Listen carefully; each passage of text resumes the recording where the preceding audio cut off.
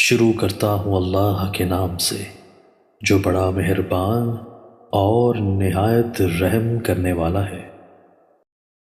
حضرت ابو ہریرہ رضی اللہ تعالیٰ عنہ بیان کرتے ہیں، رسول اللہ صلی اللہ علیہ وآلہ وسلم نے فرمایا، موسیٰ علیہ السلام بڑے ہی شرم و حیا والے انسان تھے۔ ان کی حیا کی وجہ سے ان کی جلد سے کچھ بھی نہیں دیکھا جا سکتا تھا۔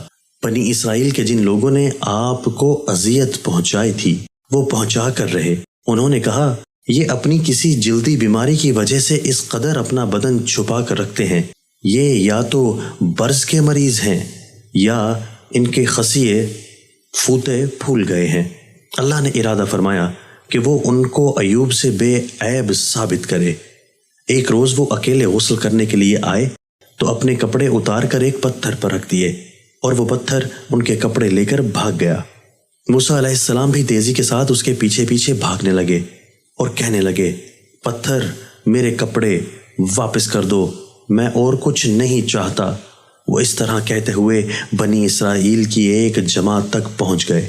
انہوں نے ان کو عریاں حالت میں دیکھ لیا کہ اللہ نے جو تخلیق فرمائی ہے وہ احسن ہے، اور انہوں نے کہا، اللہ کی قسم موسیٰ میں کوئی نقص نہیں، اور انہوں نے اپنے کپڑے لیے اور پتھر کو مارنے لگے۔